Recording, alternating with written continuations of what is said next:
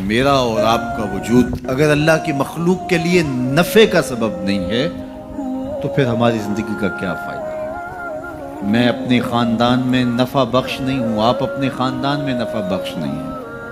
آپ اس معاشرت کے لیے خیر کا سبب نہیں ہیں، میں اس معاشرت کے لیے خیر کا سبب نہیں ہوں، اس ملک کے لیے، اس قوم کے لیے، انسانیت کے لیے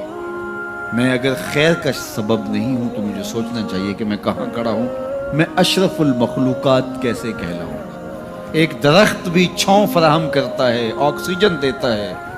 پھل فراہم کرتا ہے، ذوق نظارہ کی تسکین کرتا ہے، اور جب کچھ باقی نہیں رہتا تو وہ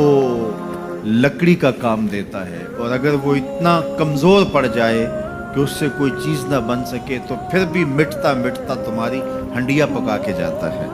تمہاری ضرورت کو پورا کرتا ہے، تمہارے ایندھن کے کام آتا ہے۔ وہ بوڑھی بھینس جو اب دودھ دینے کے اور بچے دینے کے قابل نہیں رہی، اب اس سے تم کوئی نفع نہیں لیتے، لیکن وہ جاتے جاتے رخصت ہوتے ہوتے جو ہے وہ تمہاری غذائی ضرورتوں کو پورا کر کے جاتے ہیں، اور اگر تم اس سے غذائی ضرورتیں پورا نہیں کرتے، تم کہتے ہو کہ نہیں یہ اتنا بوڑھا وجود ہے، تو پھر بھی اس کے چمڑے سے تم جوتے پہن سکتے ہو، تم اور چیزیں جو ہے وہ اس کے چمڑے سے بنا سکتے ہو، وہ اس دنیا سے رخصت ہوتے ہوئے بھی تمہارے لیے نفع بخش بن کے گئے۔ تو اگر ایک جانور اور ایک درخت اور اللہ کی دیگر مخلوقات اپنی رعنائیوں کے دور میں اپنے شباب کے عالم میں نفع بخش ہیں تو بڑھاپے کے اندر بھی ان سے نفع حاصل ہو سکتا ہے، اور جس شخص کا نفع جوانی میں بھی نہ ہو، بڑھاپے میں بھی نہ ہو، لڑکپن میں بھی نہ ہو، سن کہولت میں بھی نہ ہو، تو پھر وہ انسان کہلائے گا۔ اولئک کالانعام بل ہم اضل، فرمایا یہ چوپایا ہے بلکہ چوپایوں سے بھی بدتر ہے۔ تو پھر وہ کیسا انسان ہے جو نافع نہیں ہے، جو نفع بخش نہیں ہے؟ خیر الناس من ینفع الناس، لوگوں میں سب سے اچھا شخص کون ہے؟ یہ سوال ہوا، سب سے اچھا شخص کون ہے لوگوں میں؟ تو جواب ارشاد فرمایا جو لوگوں کے لیے نفع بخش ہے، جس کا وجود راحت کا سبب ہے، جس کو دیکھ کے دکھ بھول جائیں، جس کو مل کے زندگی اچھی لگنے لگ جائے، جس کی چھاؤں میں بیٹھیں تو آسودگی ہو، زمانے کی کڑی دھوپ سے بچ جائیں، جس کا وجود رحمت بخش ہو، جو لوگوں کی ہدایت کا سبب ہو، جو لوگوں کے لیے خیر کا ذریعہ ہو۔ اللہ کے محبوب علیہ السلام کے ایک فرمان کا مفہوم یہ ہے کہ خیر کی چابی بن جاؤ اور شر کا تالا بن جاؤ۔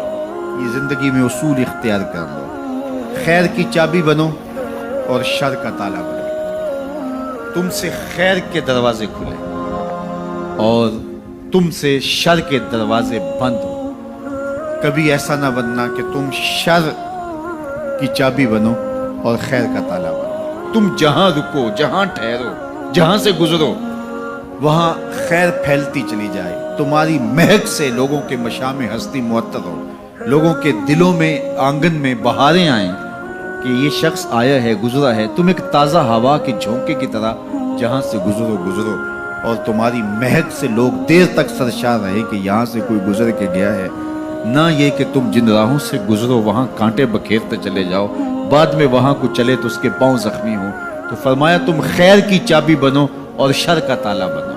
ہمیشہ خیر بانٹو، اچھائی بانٹو، بہتری بانٹو، لوگوں کے لیے صلح اور امن کے ضامن بنو، لوگوں کے لیے محبت کو پھیلانے والے بنو، لڑائی، دینگا مشتی، فساد، شر، الجھاؤ، تضاد اور نفرتوں کے بیچ اور کانٹے مت بونا، ہمیشہ خیر کی چابی بننا اور شر کا تالا بننا۔ اس لیے بہتر شخص وہ ہے کہ جو لوگوں کے لیے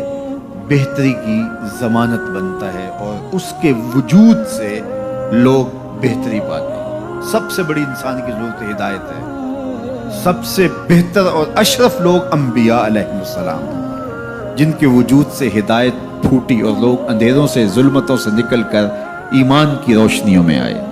سب سے بہتر لوگوں کو بانٹنے والا،